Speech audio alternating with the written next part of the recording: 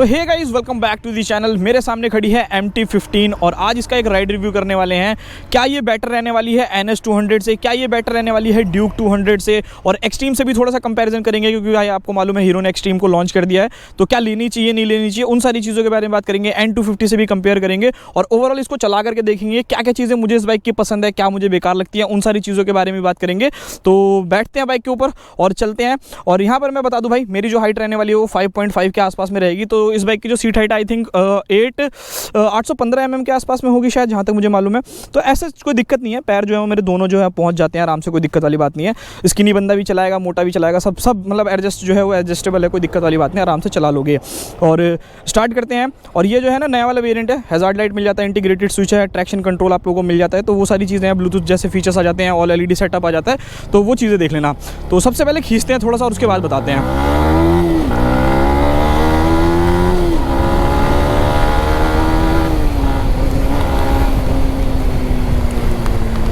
सो भाई देखो, सबसे पहली चीज़ अगर मैं पावर के बारे में बात करता हूँ, 18 bhp का पावर मिलता है, 14 Nm का टॉर्क। अब इस सेगमेंट के अंदर अगर आप NS को देखोगे तो डेफिनेटली जब उसे चलाओगे ना तो आपको एक पावर, एक टॉर्क अलग ही फील होता है।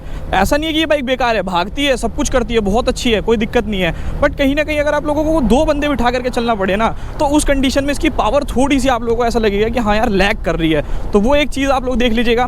बाकी यहाँ पर अगर मैं बात करूँ नेक्स्ट चीज़ के बारे में, लाइक ये बाइक जो है वो 10,000 किलोमीटर के आसपास में चल गई है। सो वाइब्रेशन एंड हीटिंग इशू के बारे में बात करते हैं कि क्या इसमें है या नहीं है। तो देखो, वाइब्रेशंस का मैं आप लोगों को बताता हूँ। यामाहा का जो इंजन है वो काफ़ी स्मूथ है, काफ़ी रिलायबल है। लाइक अगर आप इसको KTM से कंपेयर कर रहे हो, वहाँ पर आपको बहुत वाइब्रेशंस मिलेगी। NS के अंदर जो है वो आपको वाइब्रेशंस मिलेगी, बट इस बाइक के अंदर ना मिनिमल सी है। लाइक जैसे देखो, मैंने अभी 5वां गियर लगा दिया, अब मैं चलो 3000 RPM पे, तो ऐसा कुछ खास नहीं है, हल्की फुल्की वाइब्रेशन जो है वो पता चल रही है, जो कि मैनेजेबल है। लाइक अगर आप KTM की वाइब्रेशन देखोगे ना तो वो इरिटेटिंग है कि यार इतना ज़्यादा वाइब्रेट करती है, तो वो एक चीज़ देखने वाली है। वहीं अगर मैं नेक्स्ट चीज़ के बारे में बात करूँ, हीटिंग इशू के बारे में, तो ऐसा इस बाइक के अंदर कोई हीटिंग इशू नहीं आता जो मैंने अभी तक किया। मैं क्योंकि R15 ओनर हूँ भाई, मैं भी तो R15 यूज़ करता हूँ मैं, तो मेरे को कभी हीटिंग नहीं लगती, बल्कि उसमें फुल सिस्टम एग्जॉस्ट लगा रखा है, उसके बावजूद भी ठीक ठाक है। गर्मी में थोड़ी बहुत हीटिंग जो है वो लग सकती है, तो ऐसा इसमें तो एग्जॉस्ट कुछ भी नहीं है, तो ऐसा मुझे लगता नहीं है कि कुछ खास हीटिंग इशू होगी, हल्की फुल्की हो सकती है। तो वो चीज़ें जो है वो आप लोग देख लेना। तो वाइब्रेशन एंड हीटिंग इशू का क्लियर कर दिया। अब बात करते हैं भाई पावर के बारे में, ब्रेक्स के बारे में और टायर्स के बारे में। सो यहाँ पर अगर मैं बात करूँ, सबसे पहले बात करते हैं ब्रेक्स के बारे में। तो देखो, ये जो 155 सीसी की बाइक है, इसकी ब्रेकिंग इसी हिसाब से दी गई है। फ्रंट में आपको 198 mm की फ्रंट डिस्क देखने को मिलती है और रियर में 220 mm की देखने को मिलती है। सो यहाँ पर क्या चीज़ें हैं कि ब्रेकिंग फ्रंट बाइट तो बहुत मस्त है, लाइक हल्का सा भी ब्रेक मारोगे, डुअल चैनल ABS भी बहुत अच्छा काम करता है, वहाँ कोई दिक्कत नहीं है। पीछे वाली क्या है ना, सिर्फ और सिर्फ आपकी बाइक को स्लो करने के लिए। लाइक जैसे मान लो आप बहुत तेज़ चल रहे हो, आपने देखो मैं पूरा ब्रेक एक बार दबाने की कोशिश करता हूँ ऐसे करके, तो इतना ज़्यादा ना मतलब आपको फीडबैक नहीं मिलेगा जितना आगे का अच्छा मिलता है। और उससे मुझे एक चीज़ की प्रॉब्लम और क्या है भाई, 950 रुपये की डिस्पैड आते हैं इसके पीछे वाले, तो इतना महंगा आप दे रहे हो। आगे के 500 के हैं, पीछे के 950 रुपये के हैं। आगे की ब्रेक अच्छी है, पीछे की उतनी अच्छी नहीं है, तो वो एक थोड़ी सी चीज़ें जो हैं वो हो जाती हैं, तो वो चीज़ आप लोग देख लेना। और अब बात करते हैं टायर के बारे में। सो इसके अंदर आपको 100 सेक्शन का फ्रंट टायर, 140 सेक्शन का रियर टायर मिलता है। अब ये टायर जो है वो बहुत अच्छे हैं, कोई दिक्कत नहीं है। आप कभी भी लीन करना चाहो, आप जिगजैग करना चाहो, कुछ भी आप इजीली कर सकते हो, बहुत प्यार से जो है मैनेज हो जाती है। लाइक सिटी विटी में चलाना हो या गली वली में भी चलाना हो, तो एक भारी जो होता है ना वो वाला फील नहीं आएगा। आराम से जो है टायर्स आपको बहुत अच्छा कॉन्फिडेंस दे देंगे, कोई दिक्कत नहीं है। हाँ, थोड़े से जब गीले हो जाते हैं तब ये थोड़ा सा कॉम्प्लिकेटेड हो जाते हैं कि थोड़ा सा ना फिसलने के चांसेस जो है वो इंक्रीज़ हो जाते हैं। अगर मैं नॉर्मल रोड पे चल रहा हूँ तो उस टाइम जो है वो कोई भी दिक्कत जो है वो डेफिनेटली फेस करने को नहीं मिलने वाली। तो टायर का जो फीडबैक है वो बढ़िया है। हाँ, सेगमेंट के अंदर लाइक अगर आप NS देखते हो तो उसके अंदर छोटा टायर आता है, तो थोड़ा वहाँ कॉन्फिडेंस लूज होता है। मगर KTM को देखोगे तो उसके अंदर भाई आपको 150 सेक्शन का टायर मिलता है, 110 सेक्शन का फ्रंट टायर मिलता है। सो उस कंडीशन में क्या है कि उसकी क्या कहते हैं, टायर्स की ग्रिप और ज़्यादा बेटर है, ब्रेकिंग भी बहुत ज़्यादा बेटर रहने वाली है। सो ये चीज़ें देख लेना। बाकी सस्पेंशन के बारे में बात करूँ तो फ्रंट में USD सस्पेंशन आपको मिलते हैं, बहुत अच्छे वर्क करते हैं, लिटरली बता रहा हूँ, बहुत ज़्यादा अच्छे वर्क करते हैं।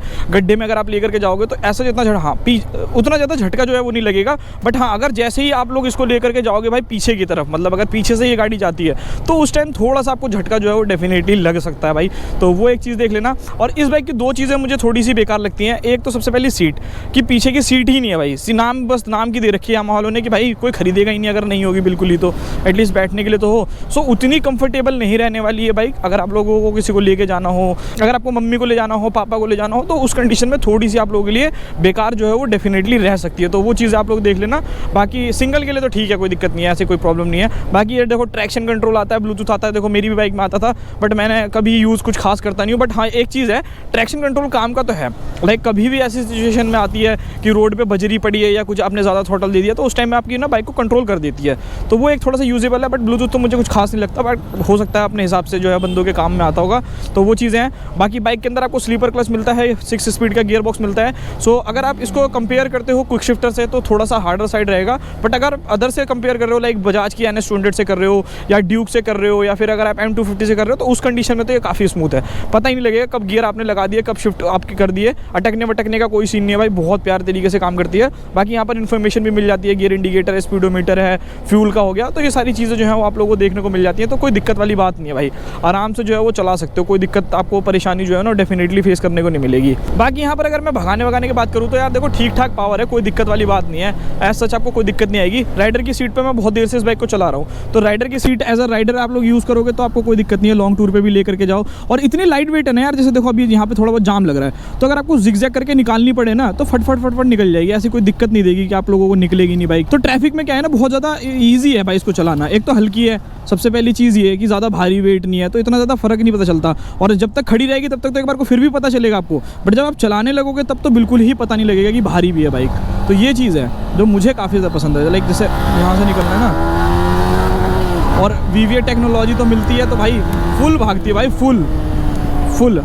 आवाज़ अच्छी नहीं है डेफिनेटली इसके मुकाबले। अगर आप NS को देखते हो तो उसकी आवाज़ बहुत अच्छी है। इसकी बिल्कुल बेसिक सी आवाज़ है, नॉर्मल सिंपल सी, ऐसा बहुत कुछ खास नहीं है। एग्जॉस्ट लगवा तो बात अलग है, बट वैसे आवाज़ कुछ खास जो है ना वो अच्छी नहीं रहने वाली। बाकी बिल्कुल स्ट्रेट चल रही है, देख लो, कहीं भी कोई दिक्कत वाली बात नहीं है भाई। तो मुझे ये चीज़ जो है वो काफ़ी पसंद है MT-15 की, बहुत प्यारी है यार, कॉम्पैक्ट। लाइक अगर आपको अपने पापा को भी देनी है ना, वो भी आराम से चला लेंगे, कहीं कोई दिक्कत नहीं होगी ना। पावर की कोई ऐसा लगेगा कि अरे यार बहुत ज़्यादा पावर है, नहीं चला पाएंगे, ये वो ऐसा वैसा कुछ भी नहीं है भाई। बहुत ईजिली जो है वो आप लोग चला सकते हो बाइक को। तो वो सारी चीज़ें हैं, तो ये चीज़ें देख लेना। बाकी अब भाई मेन क्वेश्चन निकल करके आता है कि भाई आखिर मुझे लेनी कौन सी बाइक चाहिए, बिकॉज इस बाइक का कॉम्पिटिशन वैसे तो मेजरली 2 बाइक से है। लाइक आप लोगों की NS200 हो गई और ड्यूक 200 हो गई। तो मैं पहले इन दोनों बाइक्स का क्लियर करता हूँ, उसके बाद आगे की बताता हूँ। तो देखो NS200 क्या भाई, उस बंदे के लिए है जिस बंदे को ये बाइक कॉस्टली लगती है, क्योंकि मैंने बहुत से लोगों को देखा है कमेंट करते हैं कि भाई 155 सीसी की बाइक है, इतनी महंगी है। सो उस कंडीशन में क्या है, आप NS200 की तरफ जा सकते हो। वैल्यू फॉर मनी प्रोडक्ट है, मतलब जो फीचर्स उसमें आते हैं, जो पावर आपको मिलती है काफ़ी बढ़िया है। लाइक अगर आप लोग देखते हो पावर के मामले में तो 2 बंदे बिठा करके आप लेकर के जाओ, कभी पावर लैग नहीं लगने वाला। सर्विस कॉस्ट में इससे कम रहने वाली है, पार्ट्स जो हैं वो उसके कम रहने वाले हैं। तो वो एक चीज़ है, ठीक है। सो आप लोग वैल्यू फॉर मनी के हिसाब से आप लोग NS200 की तरफ जा सकते हो। बात करता हूँ ड्यूक 200 की। सो ड्यूक 200 का क्या है भाई, ड्यूक 200 उस बंदे के लिए है जिसको चाहिए भाई भर के पावर और चाहिए भाई भर के फीचर्स, और उसी के साथ एक्सपेंसिवर साइड भी अगर वो थोड़ा सा जाना चाहे तो जा सकता है। आपको उसके अंदर TFT डिस्प्ले देखने को मिल जाएगा, आप लोगों को ऑलरेडी सेटअप देखने को मिलता है, USD सस्पेंशन है, बिगर टायर्स आप लोगों को मिलते हैं, ब्रेकिंग जो है इससे बहुत ज़्यादा बेटर रहने वाली है। सो उस कंडीशन में जो है वो आप लोग भाई आँख बंद करके जा सकते हो ड्यूक 200 की तरफ, जो कि रहने वाली है परफॉर्मेंस मांगने वाले बंदों के लिए, ठीक है। अब बात करते हैं थोड़ा N250 के बारे में और एक्सट्रीम 250 के बारे में भी बात करते हैं। तो N250 क्या है ना यार, देखो इतने सस्ते प्राइस पॉइंट पे लॉन्च हो रखी है, 250 सीसी की बाइक। सो उस बाइक को लेने का मेन प्रोस्पेक्टिव आप लोगों को ये रहना चाहिए कि देखो आपको ज़्यादा भगाने वाला पावर नहीं चाहिए, बहुत ज़्यादा टॉर्क थोड़ा ज़्यादा चाहिए, आपके साथ पिलियन ज़्यादातर हमेशा जाता है। सो उस कंडीशन में वो बाइक बेटर रहने वाली है, और इससे थोड़े बहुत फीचर्स भी जो है वो आपको एक्स्ट्रा देखने को मिल जाते हैं, लाइक राइडिंग मोड्स और बाकी सारी चीज़ें। तो वो चीज़ें हैं, उस कंडीशन में आप लोग उस बाइक की तरफ जा सकते हो। तो बुरी बाइक नहीं है, अच्छी बाइक है वो भी, बट हाँ ये चीज़ है कि स्मूथनेस, रिलायबिलिटी उतनी ज़्यादा नहीं मिलेगी बजाज के अंदर जितनी आपको यामाहा में मिलती है। अब बात करते हैं एक्सट्रीम की भाई, जो अभी न्यूली लॉन्च हुई है। अब एक्सट्रीम 250 जिस प्राइस रेंज में लॉन्च हुई है भाई अपने सेगमेंट में, तो उस बाइक ने तबाही मचा रखी है। वो बाइक मुझे लग रहा है ज़्यादा से ज़्यादा 2,10,000 या 15,000 रुपये के आसपास में मेरे को लगता है कि आप लोगों को ऑन रोड मिल जाएगी। अब भाई 2,10,000 15,000 के आसपास में ये भी आती है।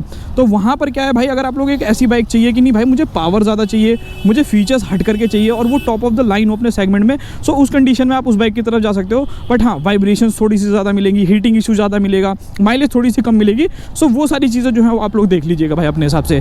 बाकी अगर मैं MT-15 के लेने की रीज़न बताऊँ तो इसका देखो मेजर रीज़न क्या है, एक तो सबसे पहले रिलायबिलिटी। आपको ऐसा है कि भाई मैं एक बार भले पैसे लगा दूँ बट मुझे बार बार नहीं लगाना, बार बार चीज़ें ख़राब ना हो या बार बार मेरे को कोई प्रॉब्लम ना हो, तो उस कंडीशन में रिलायबिलिटी के मामले में वन ऑफ द बेस्ट है। रीसेल वैल्यू भी इसकी ठीक ठाक आप लोगों को मिल जाएगी, कोई दिक्कत नहीं है। यामाहा का इंजन है भाई, बहुत रिलायबल है। तीसरी चीज़ ये रहने वाली है कि भाई आप लोगों को ना ज़्यादातर सिंगल चलते हो तो उसके लिए क्या है, सिटी में में भी बेस्ट है, थोड़ा हाईवे पे भी ले जाओगे तो भी कोई दिक्कत नहीं होने वाली।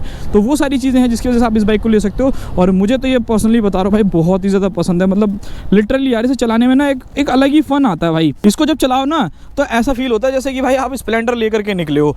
तो ये है पूरा का पूरा ओवरऑल भाई आप लोगों के लिए रिव्यू। आप लोगों को ये बाइक कैसी लगती है कैसी नहीं, आप मुझे ज़रूर कमेंट बॉक्स में बताना।